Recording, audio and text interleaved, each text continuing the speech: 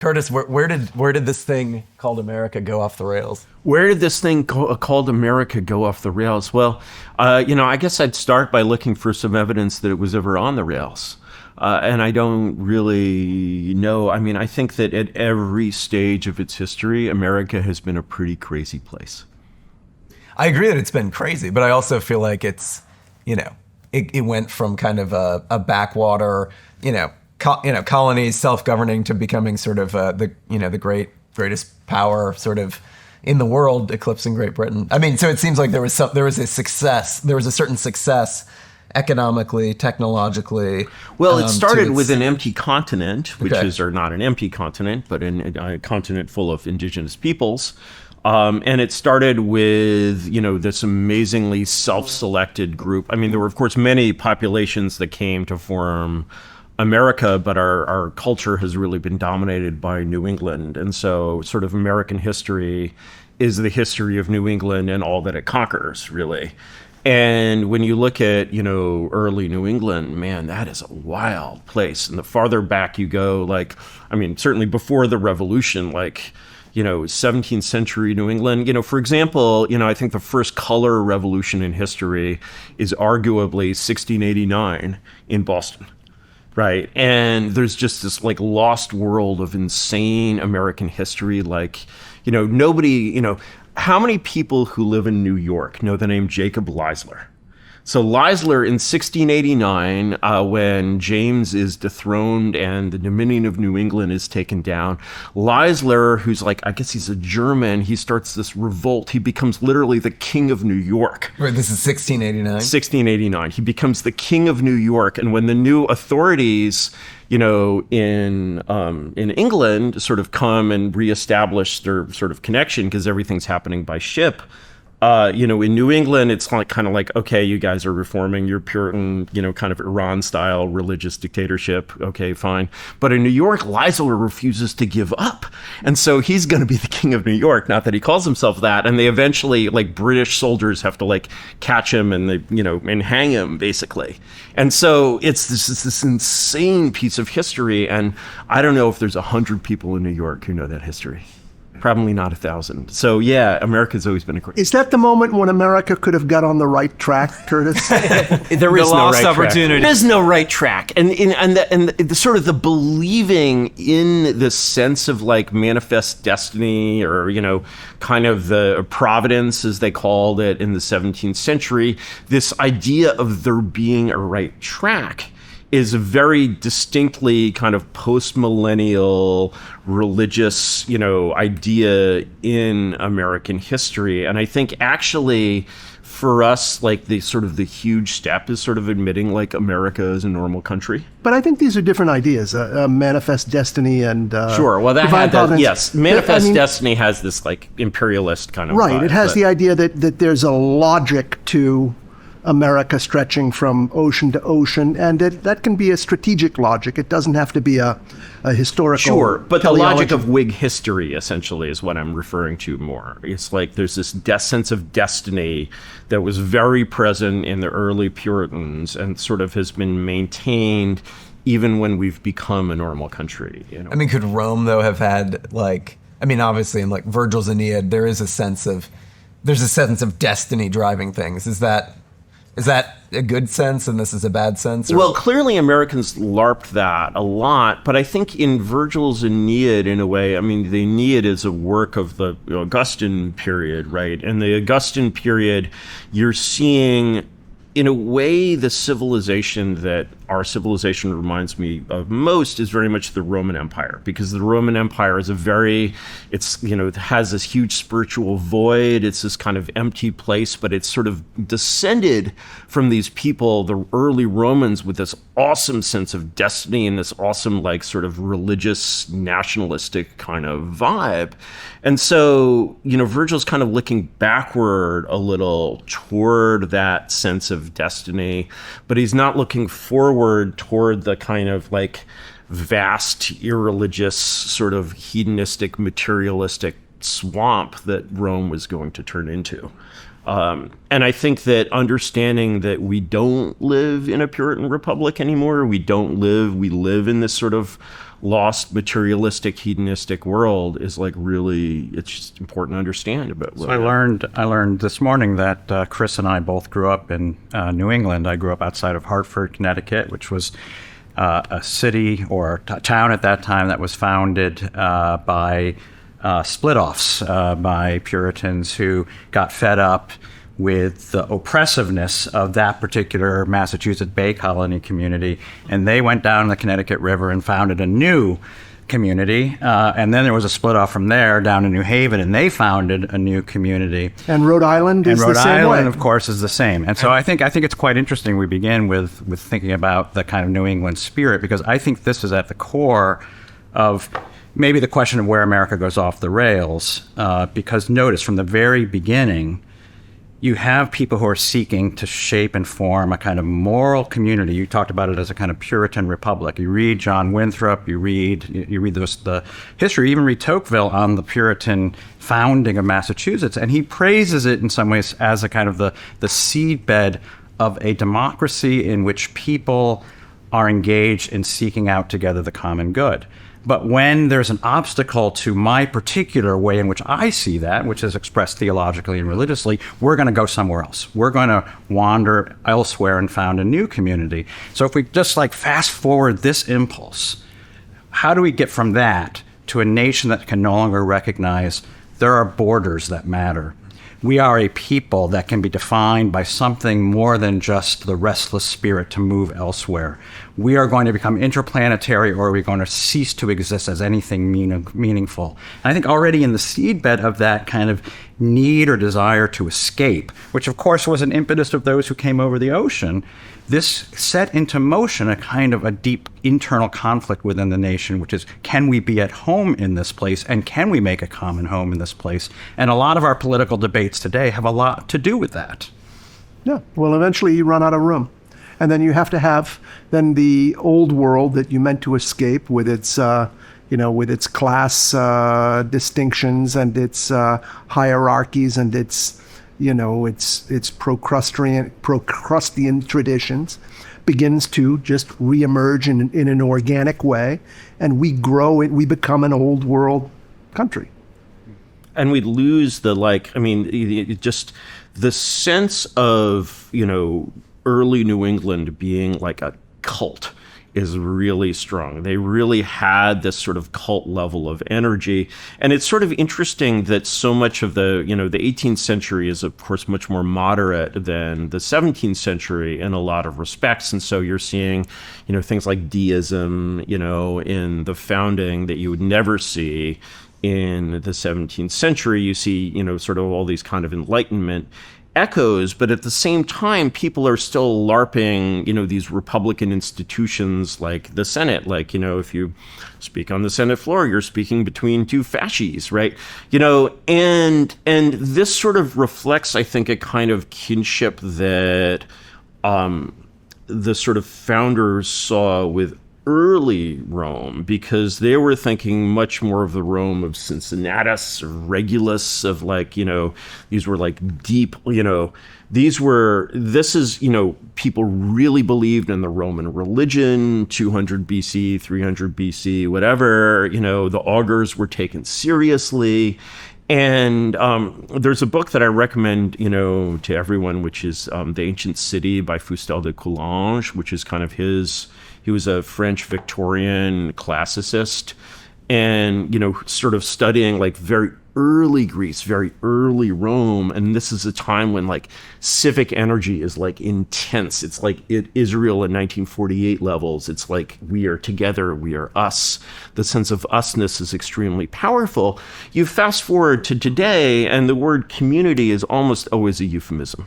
And you're just why do we have things like school boards? Who would invent the school board today? Well, a school board is an instrument of a community that cares deeply, deeply, deeply about bringing up its youth and its own culture or whatever.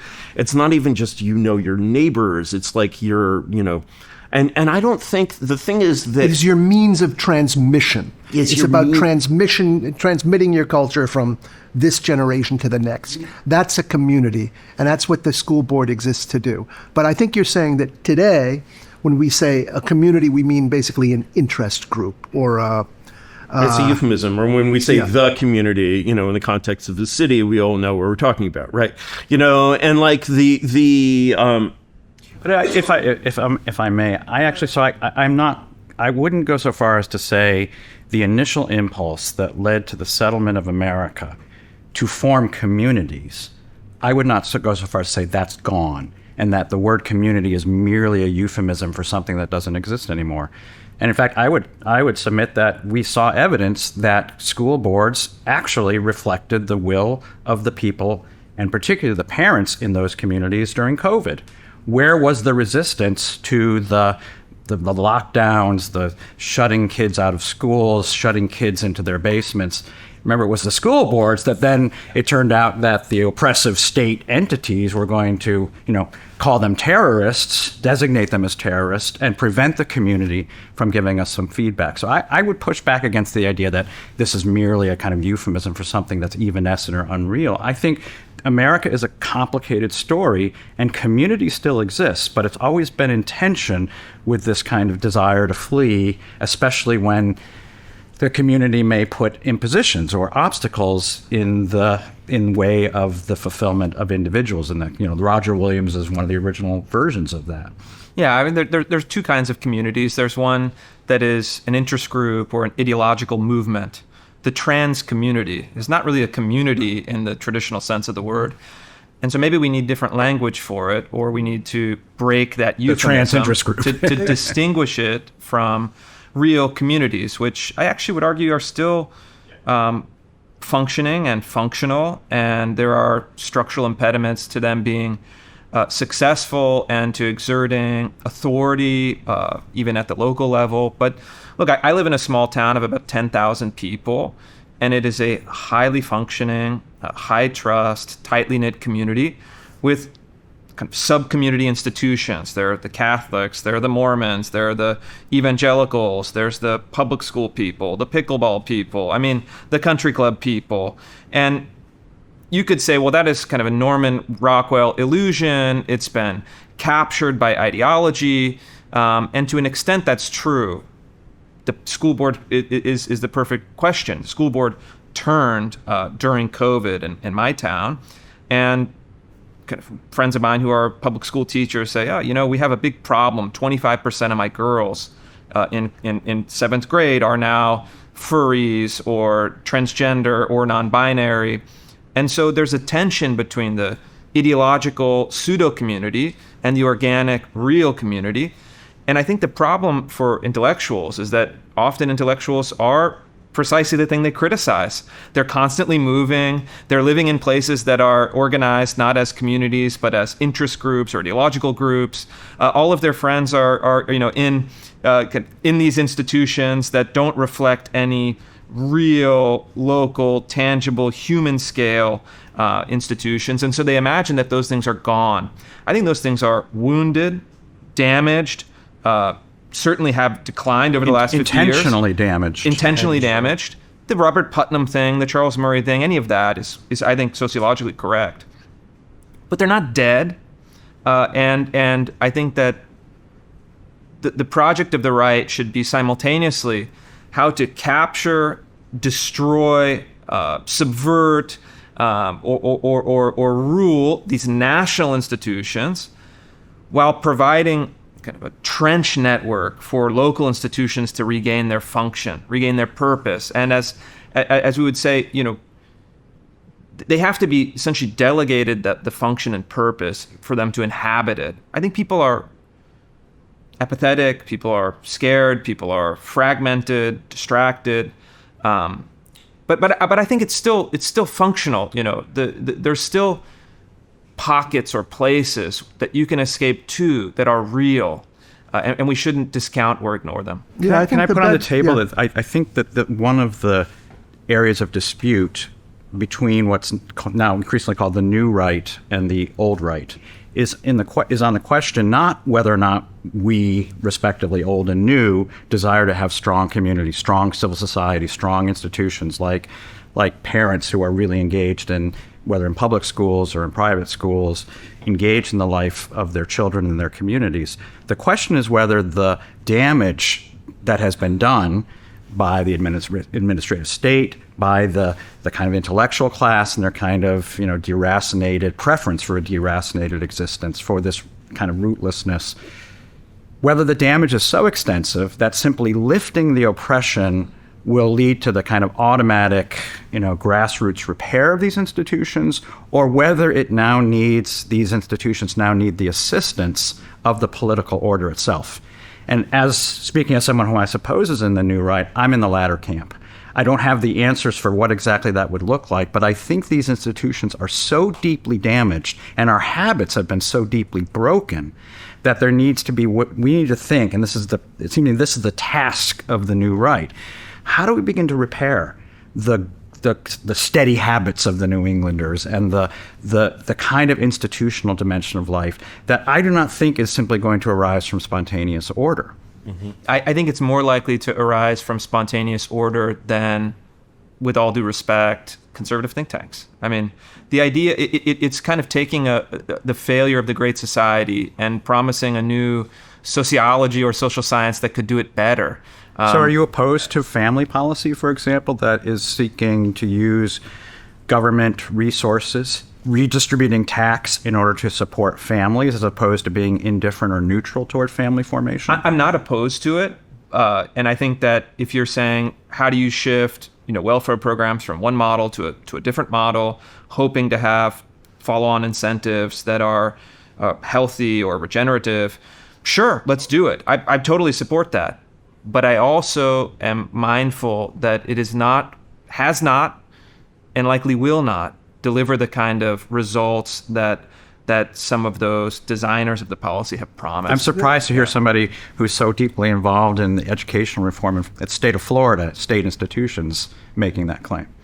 A bit different, though, right? A university is different than family policy. But it is the state saying this is a certain vision of what this civil institution, an educational institution, should look like. We don't like that model. We don't like the model of the left. We have a different model in mind, and we're going to exert both power and we're going to spend resources in remaking that. There's almost like a two things going on, because at one level, the reason Florida stepped up in such a muscular way is sort of, I mean, to some level, it's like, okay, if you did away with the administrative state, or you kind of got the federal government off their back, or there's pressure from the federal government and they're resisting it because of COVID, you saw in Florida kind of that civic spirit renewed, right? And sort of that all of a sudden the self-governing nature of the Floridians comes back. But then at the state level, they are then doing what you're talking about, which is sort of, reordering society towards the common good, strengthening families, et cetera, et cetera. So there's some level at what level. Yeah. But the problem is, the Great Society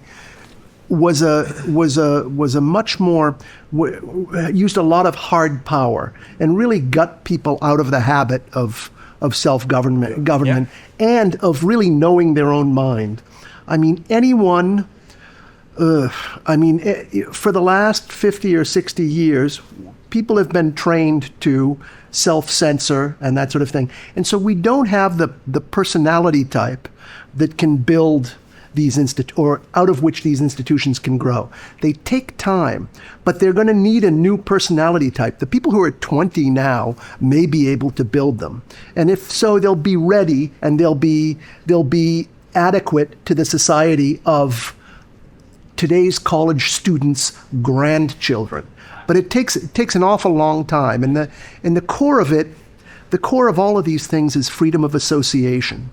And so some of these communities that we laugh at may actually wind up being communities. Some of them that look like, they will come together in ways we don't anticipate. To be sort of non-American here, I feel part of the problem is that when we talk about using sort of state power in some sense, we're talking about it in a way that is very much within the American filter bubble, and our ideas of sort of what I very much agree with Patrick that this is not a matter of spontaneous order. This is a matter of, the state and state power. And of course, I think, one of my favorite just facts that I learned randomly by reading a Victorian history of Elizabethan England, Froude's, is that if you were an Elizabethan, you were required to go to church every week. You were actually fined. Your name was written down in a little book. It was, in a way, it was a system of, you would almost call it totalitarian in a way. They certainly did not have a free press at that time. And yet, Elizabethan society, produced the most, amazing, sort of artistic works of all of history. It wasn't a, cold, dead North Korean kind of place. And so when you imagine basically sort of uses of state power that really go far beyond anything that we've sort of considered here. So, for example, let's talk about welfare and the inner city. So basically, my view on this, these are very, very broken societies. They're clearly not fixing themselves in any particular way. My basic view on what we have in sort of the American population today is that we have essentially every kind of, it's like the Roman Empire. We have every kind of human being that exists. Okay, we don't have uncontacted tribes.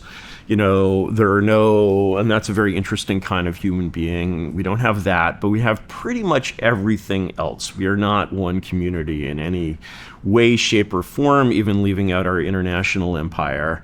And in particular, we have basically two kinds of Americans. There are Americans who should be living in a modern way, who want to live in a modern way that's individualized, that's atomized, that's basically atheistic. And we have Americans who want or need to live in a traditional way.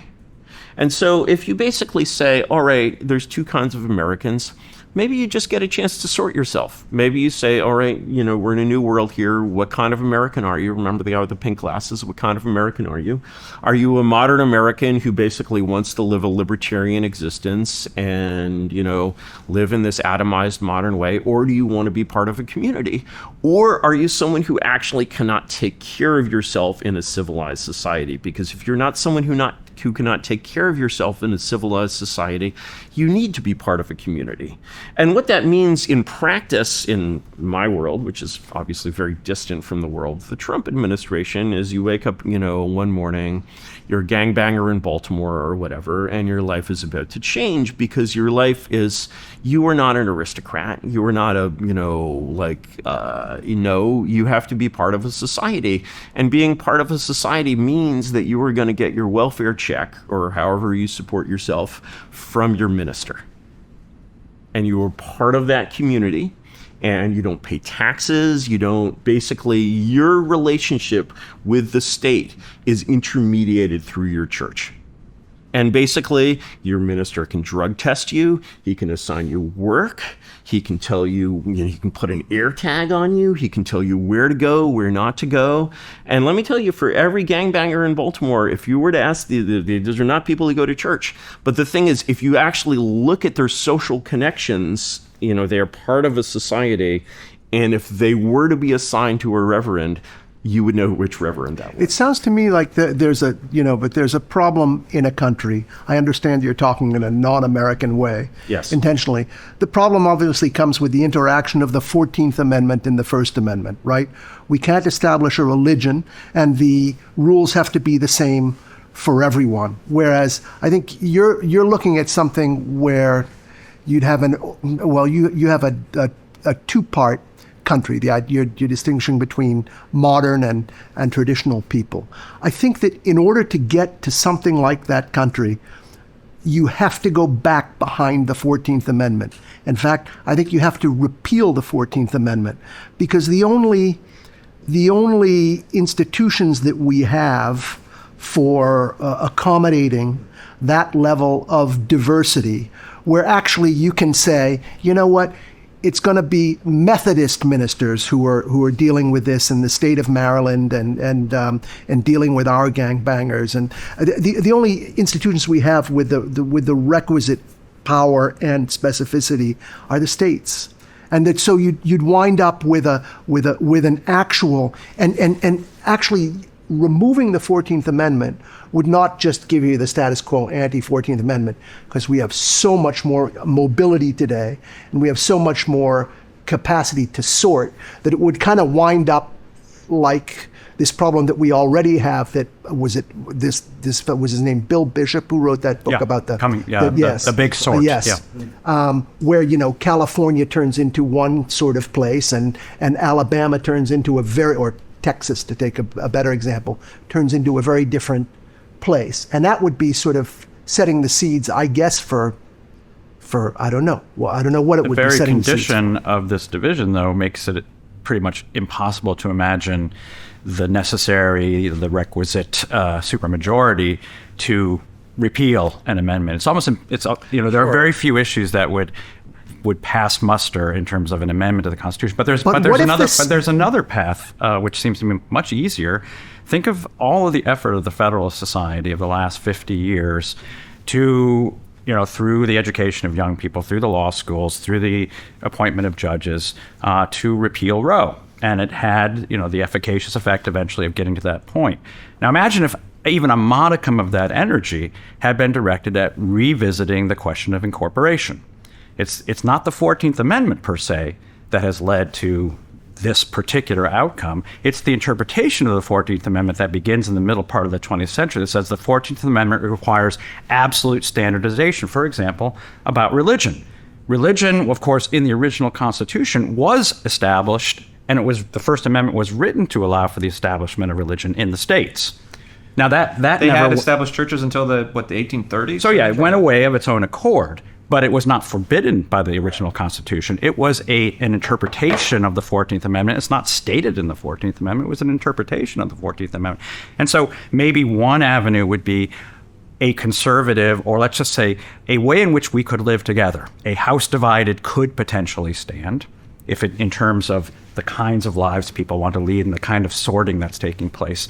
If there were a kind of relaxation of this idea that we must all be this kind of blanket understanding of what it is to be I just don't think that's ever going to happen absent like a cataclysm, just because I think it's, you go from 13. Why not? Somebody might have said that a few years ago about Roe. Because I think I think we are a global empire. I think we went from 13 colonies, we expanded, conquered the West, we expanded throughout the world with technology. I mean, everything is so integrated, and even culture is, when you're 8 years old, you have a smartphone. We're so unified now? We're not unified, but we're not divided geographically in the same way. And so, the concept of, go to Austin and you won't think you're in a red state, right? And so actually, the primacy of geography has disappeared. I mean, at the time of the 18th century, these people from different states really,